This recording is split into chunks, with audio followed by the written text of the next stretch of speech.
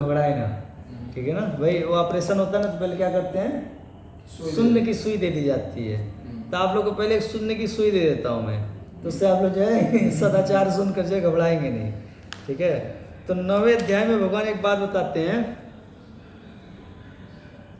9वें अध्याय में भगवान एक बात बताते हैं, क्या कहते हैं, अपि चेसु दुराचारो, कौन से 9वें अध्याय में, अपि चेसु दुराचारो भजते माम अनन्य भाग साधुरेव समंतव्य सम्यक वैसितो ईसा। ये श्लोक का जो है अन्वय कर देता हूँ, व्याख्या थोड़ी बहुत कर देता हूँ, फिर जो है हाँ इसी में है, 9वें अध्याय में ही है।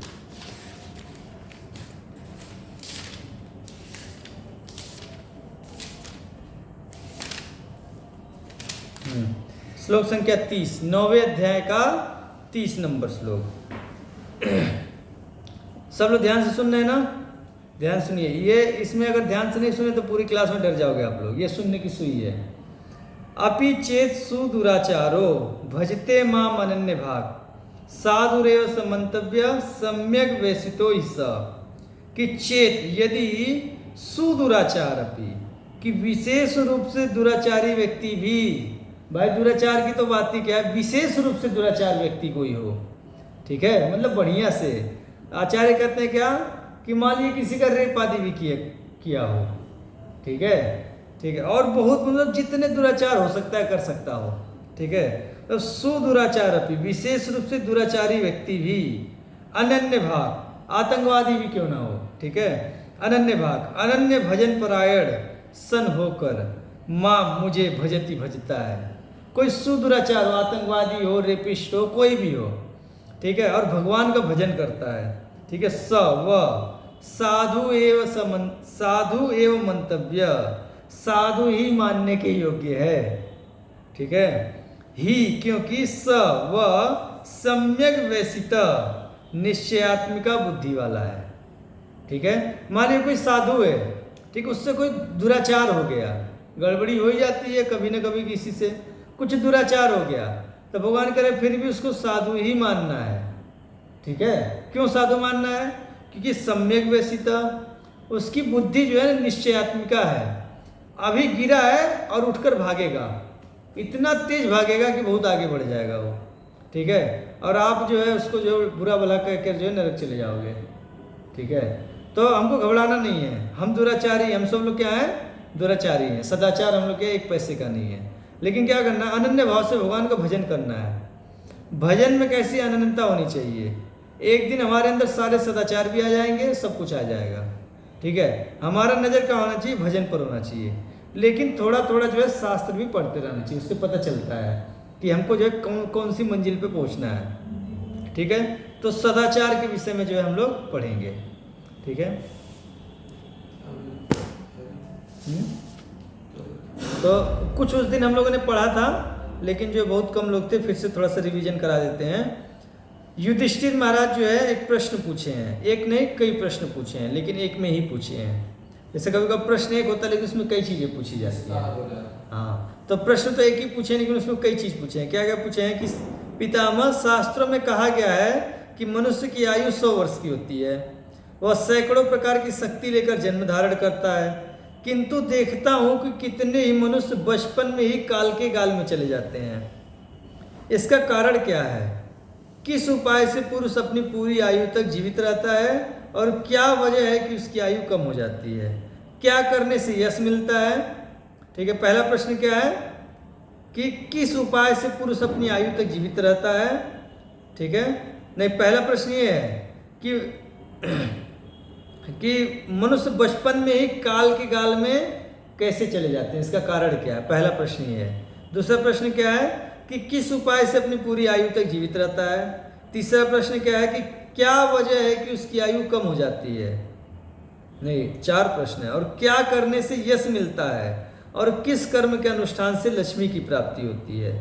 5 प्रश्न। 6वां प्रश्न भी है कि मनुष्य मन, वाणी अथवा शरीर के द्वारा तप, ब्रह्मचर्य, जप, होम तथा औषध आदि साधनों में से किसका आश्रय ले जिससे उसका भला हो। 6 प्रश्न, एक ही प्रश्न में 6 प्रश्न है, ठीक है। तो भीष्म जी इसका उत्तर कर दिए तुरंत। क्या कर दिए, बोलिए युधिष्ठिर, तुम जो कुछ पूछते हो उसका उत्तर दे रहा हूं, सुनो। सदाचार से ही मनुष्य को आयु, लक्ष्मी तथा इस लोक और परलोक में कीर्ति की प्राप्ति होती है। बात खत्म। ठीक है, सदाचार ही क्या है, सबका इलाज है।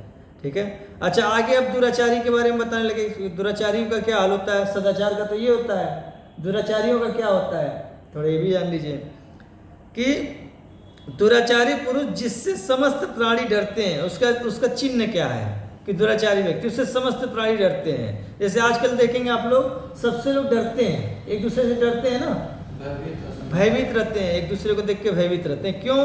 क्योंकि सब के सब दुराचारी हैं। तो दुराचारियों का चिन्ह है क्या कि उससे लोग जो है भयभीत रहते हैं। ठीक है, ये पहला उसका, डरते हैं और तिरस्कृत होते हैं। और डरते नहीं है, दुराचारी व्यक्ति सबको तिरस्कृत करता चलता है, कभी किसी को कुछ बोल देगा, कभी किसी को पीट दिया, कभी किसी का घाटा कर दिया, हाँ यही सब करता रहता है वो। इस संसार में बड़ी आयु नहीं पाता है वो।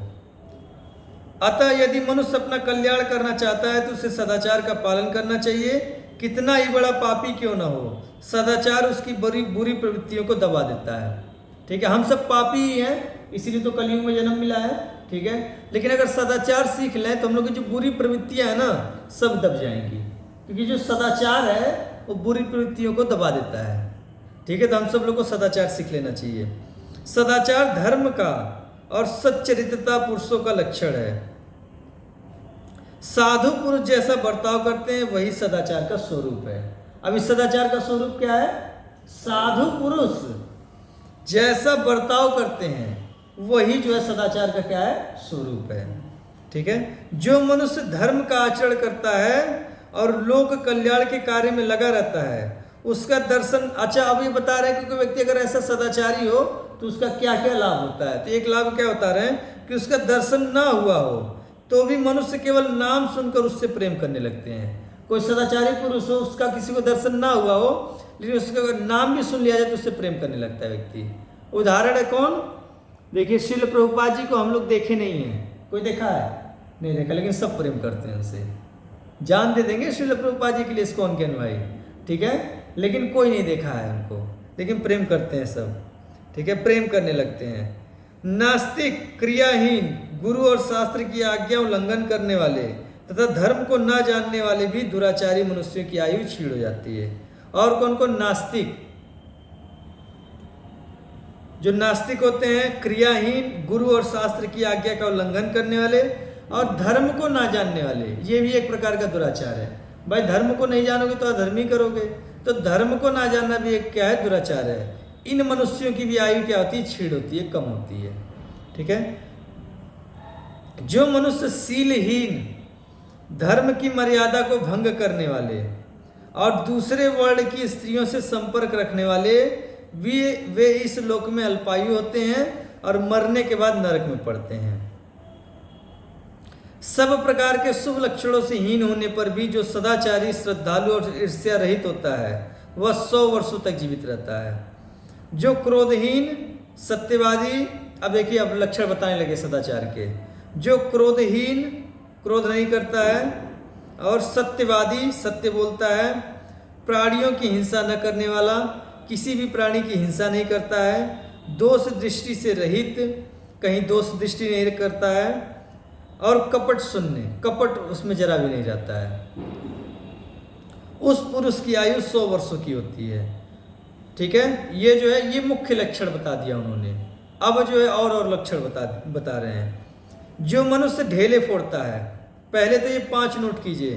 क्या? क्रोधहीन, क्रोध नहीं करता है, सत्यवादी, सत्य बोलता है, ठीक है, प्राणियों की हिंसा न करने वाला, किसी भी प्राणी की हिंसा नहीं करता है किसी भी प्रकार से, और दोष दृष्टि से रहित और कपट शून्य, ये 5 चीज है।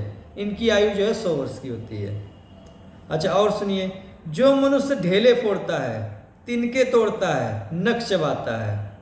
तिनका तोड़ना, चलते चलते लोग जो है कुछ डालियां तोड़ लेते हैं पौधों की। ठीक है, तो यासी प्रभु हरि बोल, सो गया सुनो। हाँ, जो व्यक्ति क्या करता है, जो मनुष्य ढेले फोड़ता है, तिनका तोड़ता है, नख चबाता है और सदा ही अशुद्ध रहता है एवं चंचल रहता है, उसे दीर्घायु नहीं प्राप्त होती है। 5-5 करके बता रहे हैं। क्या? सदा शुद्ध रहता है। भोजन करने से पहले हाथ पैर मुंह नहीं धोता है, भोजन करने के बाद भी हाथ पैर मुंह धोता नहीं है, कुल्ला करता नहीं है, पानी अपने ऊपर छिड़कता नहीं है, ठीक है, सदा शुद्ध रहता है। टॉयलेट करने जाता है, उधर से जो इंद्रिया नहीं धोता है, हाथ पैर नहीं धोता है, कुल्ला नहीं करता है, ठीक है। और जो है बाथरूम जाएगा, स्नान करके नहीं आएगा, ठीक है। तो ये सब जो अशुद्ध लोग रहते हैं इनकी आयु ज़्यादा नहीं होती है, ठीक है। एक व्यक्ति बता रहा था, एक हमारा मित्र बता रहा था, विदेश में रहता है, कह रहा वहाँ के लोग को छूने में डर लगता है। क्यों? क्योंकि वहाँ के लोग पानी नहीं छूते हैं बाथरूम में जाते हैं, पानी तक नहीं छूते हैं। बताइए कितने मलेच्छ लोग रहते हैं वहाँ पे, ठीक है। तो ऐसे लोगों की जो आयु है वो ज़्यादा नहीं होती है। और देखिए, प्रतिदिन ब्रह्म मुहूर्त में अर्थात सूर्योदय से 1 घंटा पहले जागकर धर्म और अर्थ के विषय में विचार करें। फिर सैया से उठकर शौच स्नान के पश्चात आचमन पूर्वक दोनों हाथ जोड़े हुए प्रातः काल की संध्या करें। तो हमको क्या करना है? सैया से उठना है, शौच स्नान आदि होकर जो है भगवान का नाम जप करना है, ठीक है, आचमन करके। आचमन करने के लिए एक वीडियो बनाने के लिए सोच रहा हूँ, कल को बना दूंगा, ठीक है, और डाल दूंगा इस ग्रुप पे। आप लोग देख लीजिएगा कैसे आचमन करते हैं, या यूट्यूब से सीख लीजिएगा, बहुत सारी वीडियो पड़े हैं आचमन करने के। इसी प्रकार सायं काल में भी मौन होकर संध्या उपासना करनी चाहिए। आगे बताते हैं, उदय, अस्त, ग्रहण और मध्याह्न के समय सूर्य की ओर कभी न दृष्टि डालें। जब सूर्य उदय होता है, अस्त होता है, जब मध्याह्न का समय होता है, और जब सूर्य ग्रहण लगा होता है या चंद्र ग्रहण लगा होता है, उस समय सूर्य को, चंद्रमा को नहीं देखना चाहिए, ठीक है। और इतना ही नहीं, जल में भी उनकी परछाई नहीं देखनी चाहिए इस टाइम पे। ऋषि लोग प्रतिदिन संध्योपासन करने से ही दीर्घजीवी हुए हैं। अब संध्योपासन तो हम लोग को नहीं करना है, लेकिन बता रहे हैं विष्णु पितामह जी, जो ऋषि लोग जो दीर्घजीवी हुए हैं, जो दीर्घायु हुए हैं, वो संध्योपासन करने से ही हुए हैं। अतः द्विज मात्र को मौन रहकर प्रातः काल और सायंकाल की संध्या अवश्य करनी चाहिए। तो संध्या हमने आपको बताया था कि द्विज लोग जो है संध्या करते हैं, ब्राह्मण, क्षत्रिय, वैश्य, इनको द्विज क्यों कहा जाता है? क्योंकि इनका 2 बार जन्म होता है।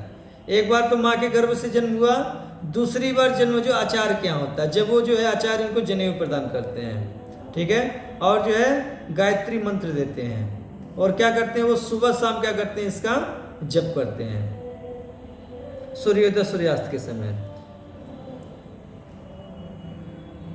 अच्छा, आगे बता रहे हैं कि जो द्विज दोनों समय की संध्या नहीं करते हैं, उनसे धार्मिक राजा शूद्रों के काम करावें, ठीक है। जो लोग संध्या उपासना नहीं करते हैं, उनसे जो है राजा को क्या करना चाहिए? शूद्रों के ही काम कराना चाहिए, भले से वो ब्राह्मण हो, क्षत्रिय हो।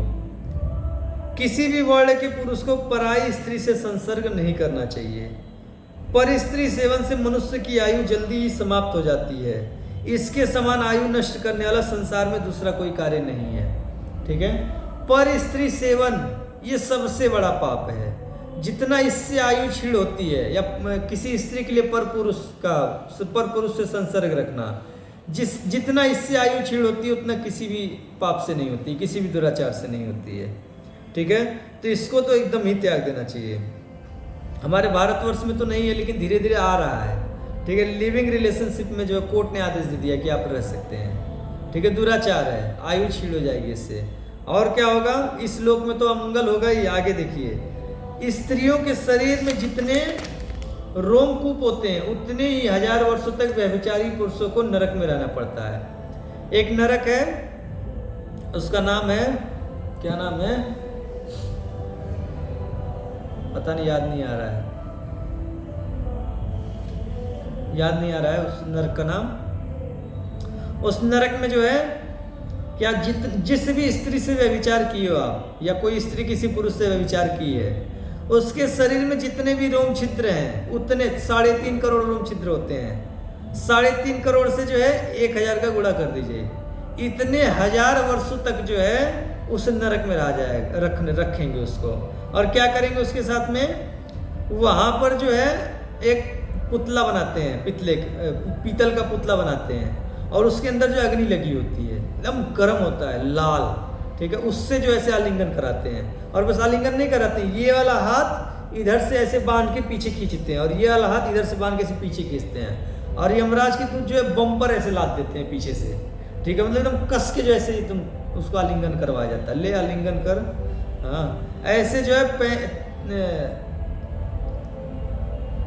कितना 3.5 करोड़ गुणे 1000 वर्ष, इतना वर्षों तक उसके साथ ये किया जाता है। बढ़िया से स्त्री का आलिंगन कराया जाएगा, करो बेटा, लिविंग रिलेशनशिप में रहो वहीं बढ़िया से। आगे, केशों को संवारना, आंखों में अंजन लगाना, दांत मुंह धोना और देवताओं की पूजा करना, ये सब कार्य दिन के पहले पहर में ही करना चाहिए। मलमूत्र की ओर न देखें, उस पर कभी पैर न रखें।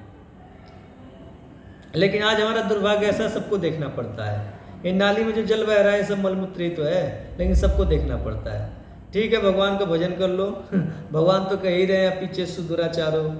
ठीक है, अत्यंत सवेरे, दोपहर को और सायंकाल में कहीं बाहर न जाएं, न तो अपरिचित पुरुषों के साथ यात्रा करें और न शूद्र के साथ, और न ही अकेले ही। ठीक है, इस टाइम पे जो है अकेले भी यात्रा नहीं करना चाहिए। कोई व्यक्ति बोले ठीक है किसी के साथ हो जाते हैं, अपना कोई व्यक्ति हो तो हो जाना चाहिए। अपरिचित व्यक्ति के साथ यात्रा न करें और किसी शूद्र के साथ भी यात्रा न करें। क्यों कहा गया है? देखिए, शूद्र जो होता है ना वो पवित्र नहीं रहता है। ठीक है, उसको कोई भी जो है निगेटिव एनर्जी जो है पकड़ सकती है। भाई ब्राह्मण क्षत्रिय वैसे तो हमेशा पवित्र रहते हैं, नहा धोकर आचमन करके, लेकिन शूद्र नहीं पवित्र रहता है। तो उसको जो है आप देखेंगे जैसे जैसे ऐसे जगहों पे जाएंगे जहाँ लोग पवित्र नहीं रहते हैं, गंदे संदे रहते हैं, आप देखिए भूत प्रेत वहीं पकड़ते हैं उनको ठीक है, तो जो है जो पवित्र नहीं रहते हैं उनमें जो है नेगेटिव एनर्जी जो है प्रवेश कर जाती है। तो इसीलिए जो ऐसे लोगों के साथ में यात्रा नहीं करना चाहिए, आपके साथ में कुछ अमंगल हो सकता है। ब्राह्मण, गाय, राजा, वृद्ध, गर्भिणी स्त्री, दुर्बल और बोझ लिए हुए मनुष्य आदि सामने से आते हैं तो स्वयं किनारे हटकर उन्हें जाने का मार्ग देना चाहिए। ठीक है, हमने बताया था पुरुषों को क्या करना चाहिए। पुरुषों को अगर कोई गर्भिणी स्त्री हो या स्त्री हो या कोई वृद्ध व्यक्ति हो, ठीक है, या कोई बोझ लिया हो, ऐसे व्यक्ति को रास्ता तो देना ही चाहिए। अगर कहीं हम सफ़र कर रहे हैं तो अपनी सीट भी दे देनी चाहिए। हम तो यंग आदमी हैं, खड़े होकर चले जाएंगे, नहीं मानो ऐसा कोई तो फिर बैठ के यात्रा कर लो, नहीं तो ऐसे लोगों को अपनी सीट दे देनी चाहिए। ठीक है, बड़ा मंगल होता है इस सब चीज़ों से। मार्ग में चलते समय परिचित वृक्षों और सभी चौराहों को दाहिने ओर छोड़ना चाहिए। पीपल का वृक्ष, आंवले का वृक्ष, बरगद का वृक्ष, इन सबको जो अपने से दाईं ओर छोड़कर चलना चाहिए। प्रातःकाल, सायंकाल, मध्याह्न, रात और विशेषतः आधी रात के समय कभी चौराहों पर न रहें। दूसरे के पहने हुए वस्त्र और जूते न पहने। सदा ब्रह्मचर्य का पालन करें। ब्रह्मचारी को तो ब्रह्मचर्य का पालन करना ही है, गृहस्थ को ब्रह्मचर्य का पालन करना है। कैसे? मात्र पुत्र प्राप्ति की इच्छा से अगर संभोग किया जाए तो ब्रह्मचर्य कहलाता है। पैर पर पैर न रखें, किसी के पैर पे पैर अगर पड़ जाए तो तुरंत उसके चरण स्पर्श करना चाहिए। ठीक है, दोनों ही पक्षों की अमावस्या, पौर्णमासी, चतुर्दशी और अष्टमी तिथि को स्त्री समागम न करें। पुत्र प्राप्ति की इच्छा से भी 4 दिन जो है स्त्री समागम नहीं करना चाहिए।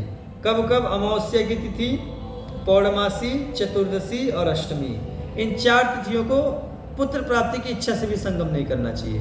अन्यथा बड़ा खतरनाक पुत्र आता है नाश कर देता है, डोनाल्ड ट्रंप जैसा आएगा।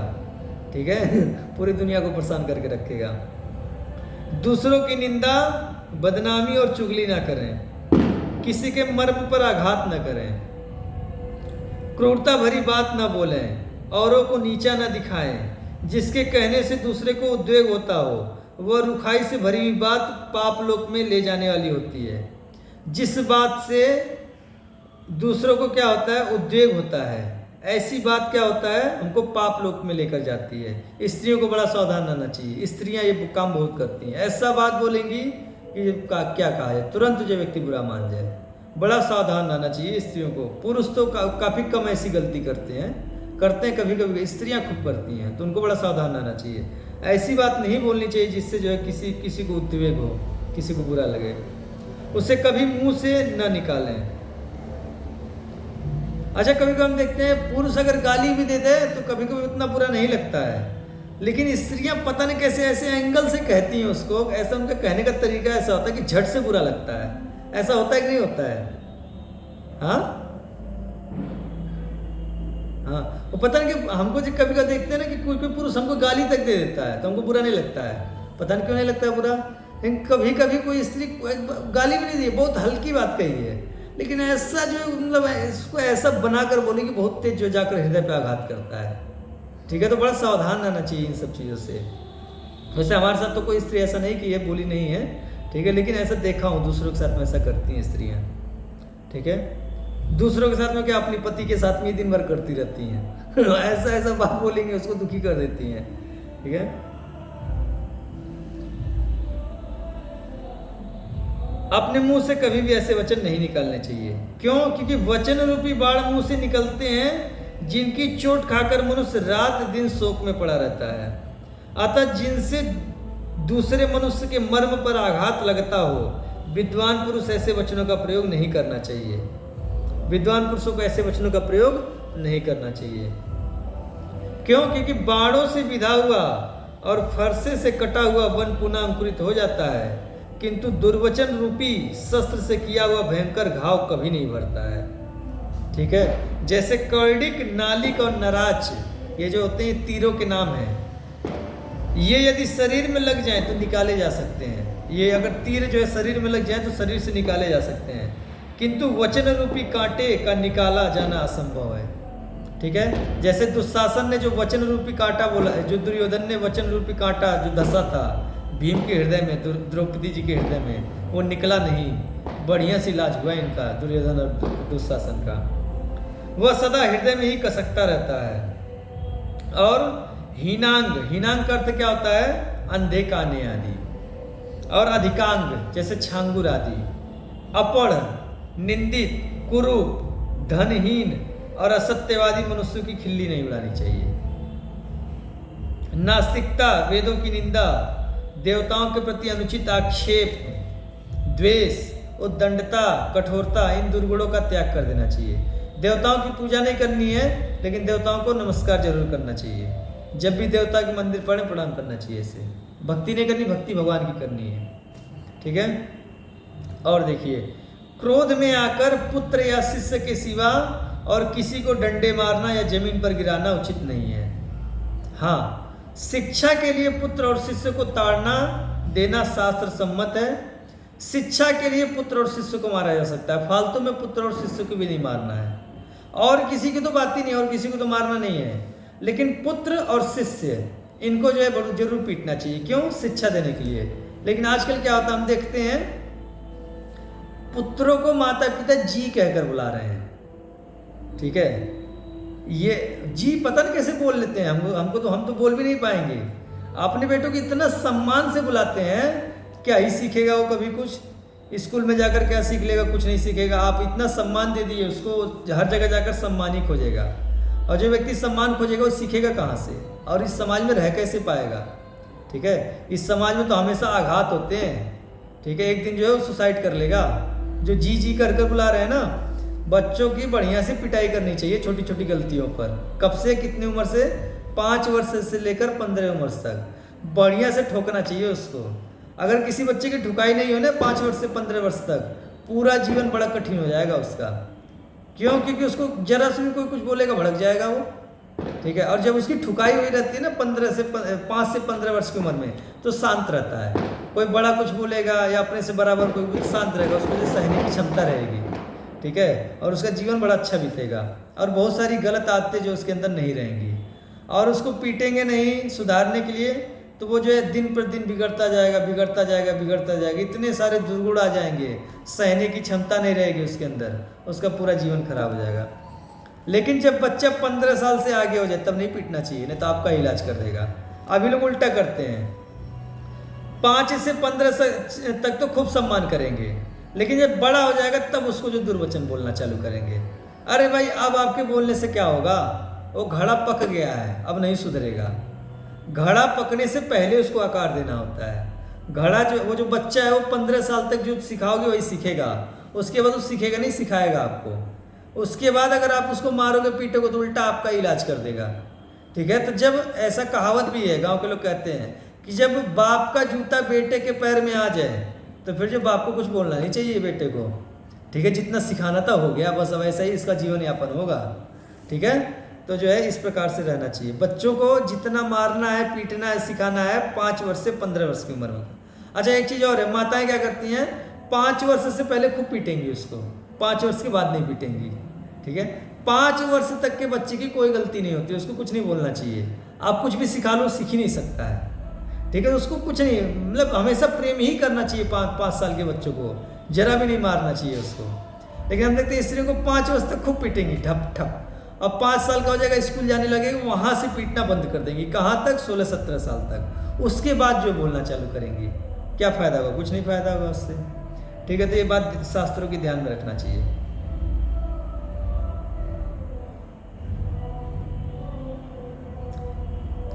अच्छा, एक और चीज़ है, घर घर घूमकर नक्षत्र और तिथि न बताया करें। इन सब नियमों का पालन करने से मनुष्य की आयु नहीं छीड़ होती है। अच्छा, अगर आप जो अपने बच्चों को जो है ना गलत समय पे पीटोगे भी, उससे भी आयु छीड़ होगी। देखिए यहाँ बताया जा रहा है, एक समय निश्चित है, उसी समय जो आप अपने बच्चे को डांट सकते हो, पीट सकते हो। अगर उस समय पे नहीं और दूसरे समय पे मार रहे हो, पीट रहे हो, अपशब्द कह रहे हो, तो जो आपकी आयु छीड़ होगी, ठीक है। और बाकी सबको तो कभी नहीं, ठीक है। बाकी दूसरे का बच्चा हो, कितना छोटा हो बड़ा हो, आप कुछ नहीं कह सकते हो। हाँ, अगर आप उसको अपना पुत्र समझते हो, शिष्य समझते हो, तो आप कह सकते हो। जैसे ऋषिकेश प्रभु एक दिन प्रश्न पूछे थे, हाँ, तो मैंने बताया कि अगर आपको कल्याण की भावना हो तब जो आप कह सकते हो। ऋषिकेश प्रभु याद आ रहा है? देखिए ये सिद्धांत यहाँ से निकल रहा है, ठीक है।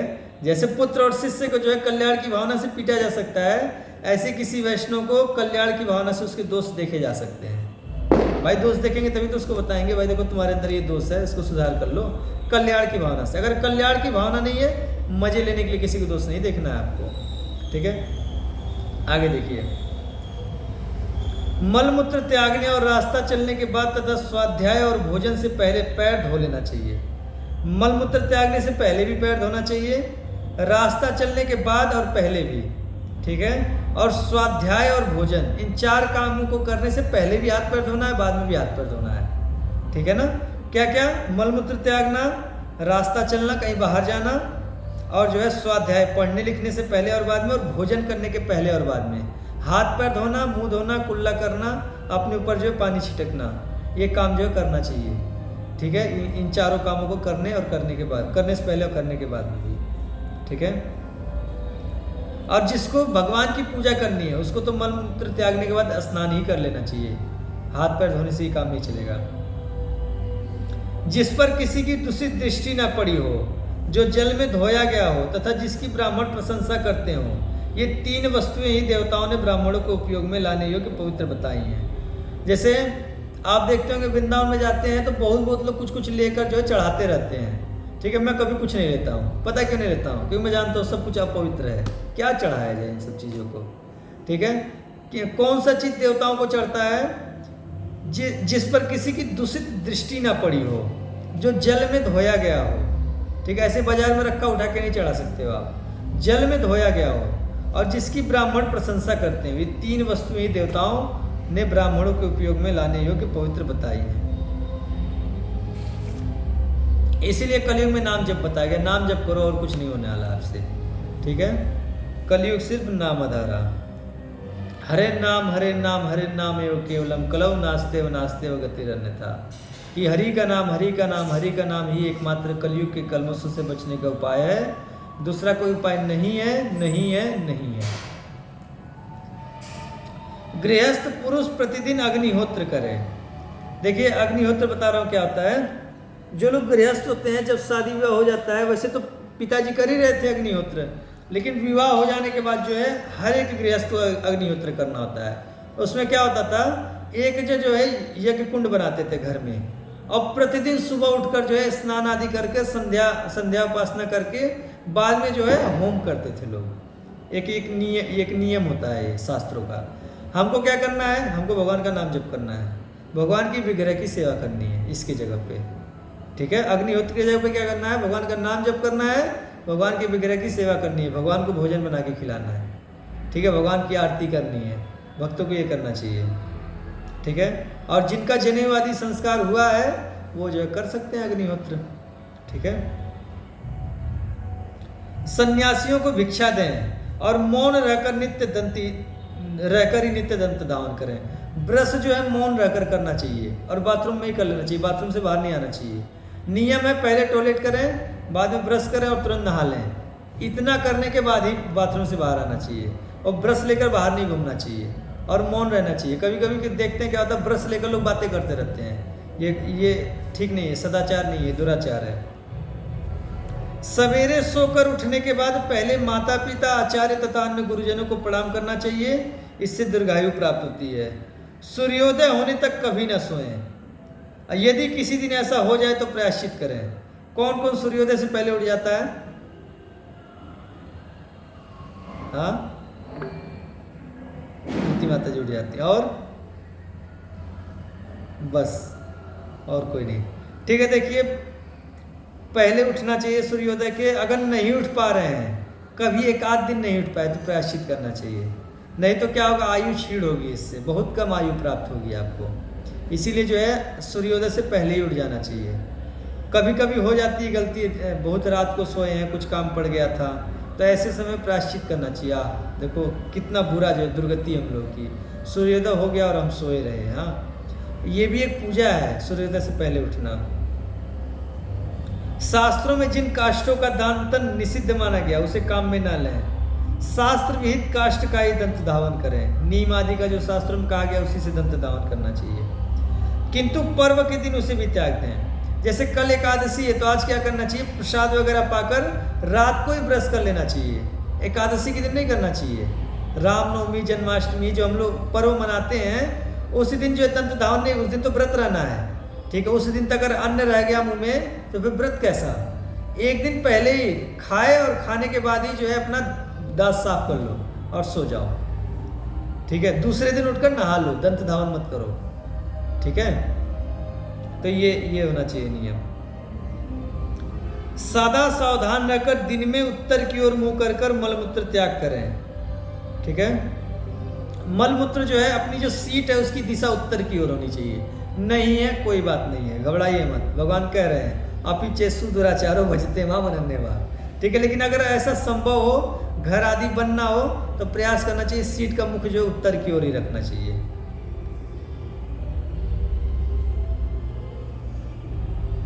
दिन में, रात्रि में जो है दक्षिण की दिशा होकर करना होता है। इसीलिए पहले तो ये फिक्स सीट नहीं होते थे ना, व्यक्ति झाड़ा फिरने खेत में जाता था। ठीक है, अगर रात को लगी है तो दक्षिण की तरफ जो मुख करके करेगा, दिन में लगा तो उत्तर की ओर मुख करके करेगा। ठीक है, लेकिन अभी जो संभव नहीं है, देख लीजिए।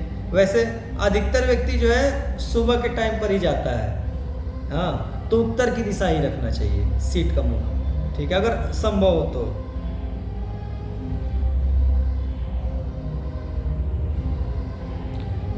दंत धावन किए बिना देवताओं की पूजा न करें, और देव पूजा किए बिना गुरु, वृद्ध, धार्मिक तथा विद्वान पुरुष को छोड़कर दूसरे किसी के पास न जाएं। जब तक आपका जो भजन है जो आपने निश्चित कर रखा, जब तक पूर्ण ना हो जाए तब तक कोई कुछ भी कह रहा है मत सुनो।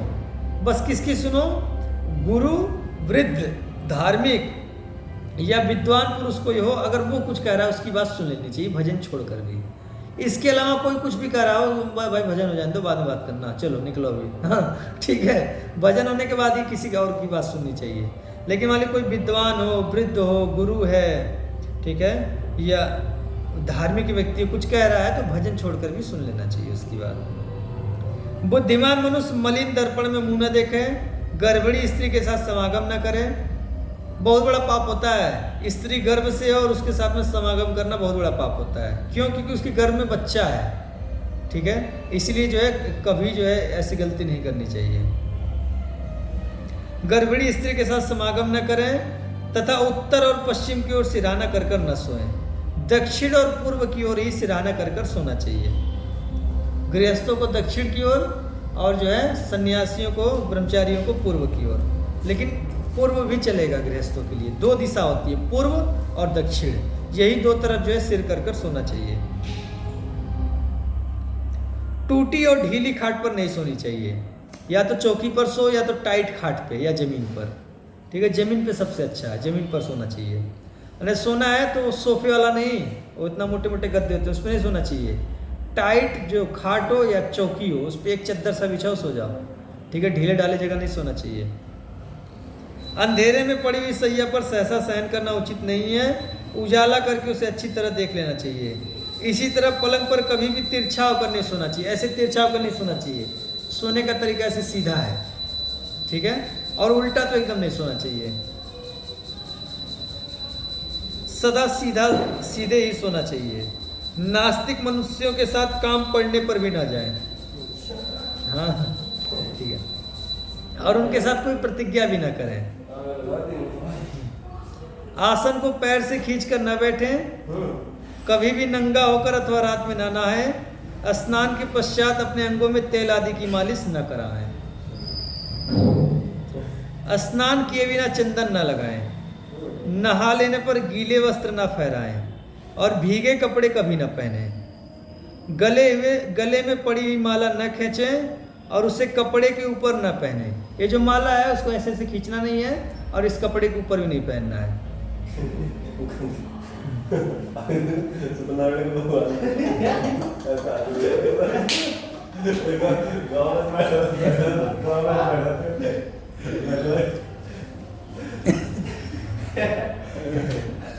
ठीक है।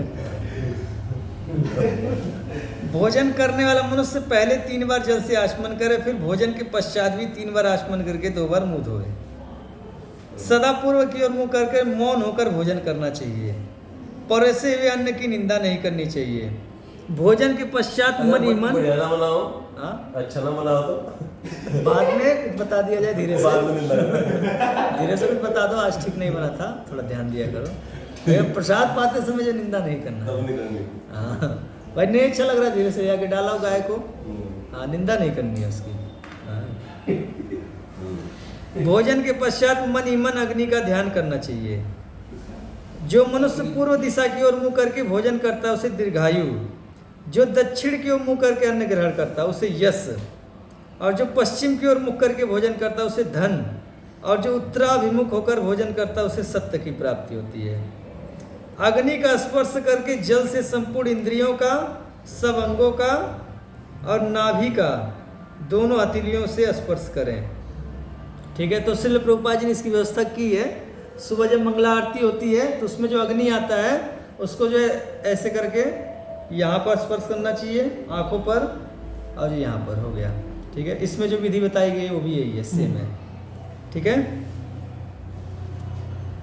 श्रील प्रभुपाद जी का जो मोमेंट है उसमें जो आप देखेंगे इस्कॉन मंदिर में सुबह 4 बजे से लेकर 10 बजे का जो सिस्टम है उसको पालन अगर आप कर रहे हैं, सारे सदाचार पालन हो जाते हैं, ठीक, कुछ भी नहीं बचता है। तो इसको सीखना है।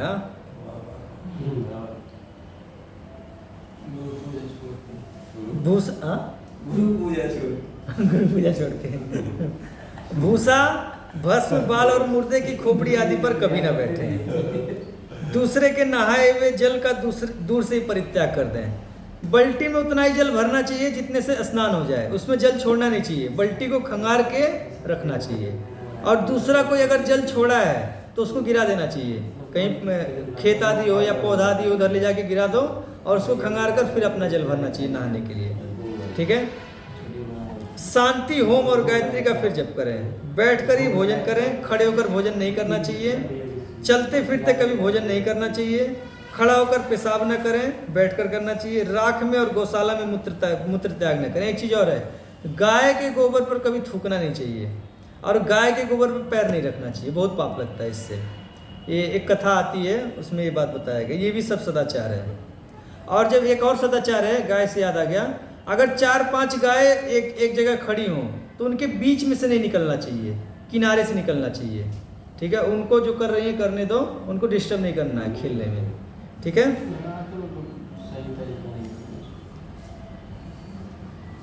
भीगे पैर से भोजन तो करें परंतु शयन न करें। भीगे पैर भोजन करने वाला मनुष्य 100 वर्षों तक जीवन धारण करता है। भोजन करके हाथ मुंह धोए बिना मनुष्य उच्चिष्ट अपवित्र रहता है। भोजन करने के बाद अगर हाथ मुंह नहीं धोए, कुल्ला नहीं किए हैं तो अपवित्र ही है। ऐसी अवस्था में उसे अग्नि, गौ तथा ब्राह्मण, इन 3 तेजस्वियों का स्पर्श नहीं करना चाहिए। इस प्रकार आचरण करने से आयु का नाश नहीं होता है। उच्चिष्ट पुरुष को सूर्य, चंद्रमा और नक्षत्र, इन 3 त्रिविध तेजों की ओर कभी दृष्टि नहीं डालनी चाहिए। ठीक है, उच्चिष्ट मतलब जो दूषित व्यक्ति है, अपवित्र अवस्था में है, ऐसे व्यक्ति को सूर्य, चंद्रमा और नक्षत्र, इन त्रिविध तेजों की ओर कभी दृष्टि नहीं डालनी चाहिए।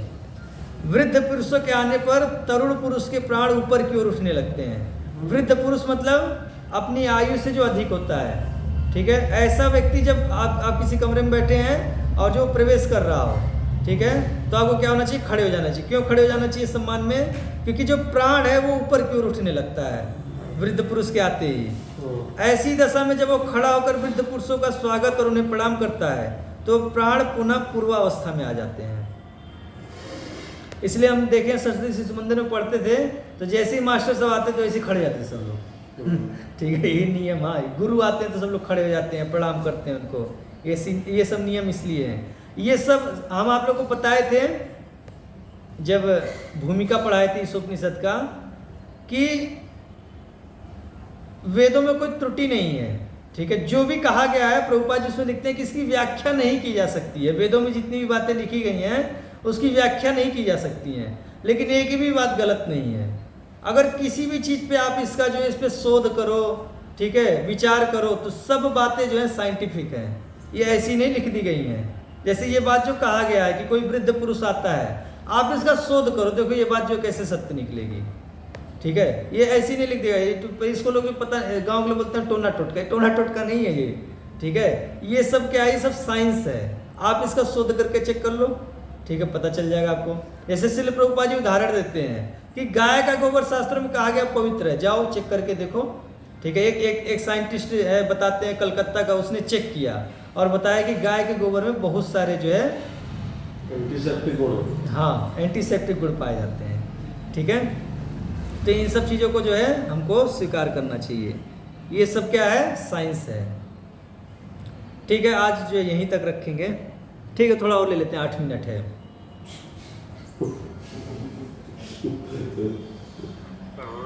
हाँ बोलिए, बोलिए। जितना अभी तक बताए हैं, हाँ तो जन्म और मृत्यु निश्चित रहता है। मृत्यु की जो डेट है हाँ निश्चित रहता है। हाँ। तो फिर ये सारी क्रियाएं करने से मृत्यु घट बढ़ कैसे सकता है? हाँ, तो आपके कर्मों के हिसाब से तो निश्चित रहता है ना कर्म। अब मान लो आप कहो कि भाई हमारा मृत्यु निश्चित है, हम 100 की स्पीड से गाड़ी चलाएंगे, जब निश्चित होगा तो मर ही जाएंगे। हाँ, तो तुरंत लिख दिया जाएगा ना आप मरोगे ही अभी निश्चित। हाँ, तो कर्म के हिसाब से ही तो निश्चित किया जाता है ना। पहले से निश्चित रहता है ना? अरे पहले से कब? जब आप कर्म करोगे निश्चित हो गया पहले से, और क्या। हाँ, पहले से क्या, जब आप कर्म किए उसी समय निश्चित हो गया है। भाई अभी आप गाड़ी चलाना चालू किए हो अंधाधुंध 200 की स्पीड से, तो उसी समय निश्चित हो गया अभी थोड़ी देर में मरोगे किसी ट्रक के नीचे आकर, ठीक है। यही पहले से निश्चित रहता है, ठीक है। वैसा तो ना आंख बंद करके हम गाड़ी चलाएंगे, जब जो हमारा निश्चित रहेगा मर जाएंगे, तो मरेंगे नहीं। हाँ, तो ठीक है, करके देखो, अभी मरोगे आप, ठीक है। आप कर लो ट्रायल कभी पता चल जाएगा, ठीक है। तो ये बात, चलिए आगे देखिए। अच्छा, हाँ, वृद्ध, ऐसा जब कोई सम्मानीय व्यक्ति वृद्ध पुरुष आता है तो खड़े होकर स्वागत करना चाहिए, और बाद में जब जाने लगता है तो थोड़ा दूर जो है उसके पीछे पीछे जाना चाहिए। फटे हुए आसन पर न बैठें, फूटी हुई कांसी थाली में को काम में न लें, एक ही वस्त्र केवल धोती पहनकर भोजन न करें, साथ में गमछा भी लिए रहें, नंगे बदन नहाना और सोना कदापि उचित नहीं है, उच्चिष्ट अवस्था में भी शयन करना निषिद्ध है, झूठे हाथ से मस्तक का स्पर्श न करें क्योंकि समस्त प्राण उसी के आधार पर स्थित हैं, सिर के बाल पकड़कर खींचना और मस्तक पर प्रहार करना वर्जित है, दोनों हाथ सटाकर उनसे अपना सिर न खुजलाएं। कभी कभी ऐसे ऐसे करता है व्यक्ति ना, ऐसे ऐसे नहीं करना है, ऐसे ऐसे नहीं करना चाहिए, ठीक है। अच्छा, पहले जब हम लोग ये सब काम करते तो माता पिता मना करते थे, हाँ, ऐसे मना करते थे। देखिए सब लोग कितने विद्वान थे, शास्त्र पढ़े हुए थे। हम उन लोगों को, हाँ, परंपरा से मिला हुआ था उनको ज्ञान, ठीक है। बारंबार मस्तक पर पानी न डालें, इन बातों के पालन से मनुष्य की आयु क्षीण नहीं होती है। सिर पर तेल लगाने के बाद उसी हाथ से दूसरे अंगों का स्पर्श नहीं करना चाहिए, और तिल के बने हुए पदार्थ नहीं खाना चाहिए। ऐसा करने से आयु का नाश नहीं होता है। झूठे मुंह पढ़ाना कदापि उचित नहीं है, और यदि दुर्गंधित हवा चले तब तो मन में भी स्वाध्याय का चिंतन नहीं करना चाहिए। प्राचीन इतिहास के जानकार लोग इस विषय में यमराज की गाई हुई गाथा सुनाया करते हैं। यमराज कहते हैं कि जो मनुष्य झूठे मुंह उठकर दौड़ता और स्वाध्याय करता है उसकी आयु नष्ट कर देता हूँ मैं, और उसकी संतानों को भी उससे छीन लेता हूँ। जो द्विज मोहवश अनध्याय के समय भी अध्ययन करता है उसके वैदिक ज्ञान और आयु का नाश होता है। इस समय ये जब दूषित वायु फैली होती है, हाँ, जैसे मान लीजिए कोई जो है कथा सुनते सुनते जो बड़ा खतरनाक जो है गैस छोड़ दे उस टाइम ग्रंथ आदि बंद कर देना चाहिए, बोलना चाहिए तुम जाओ।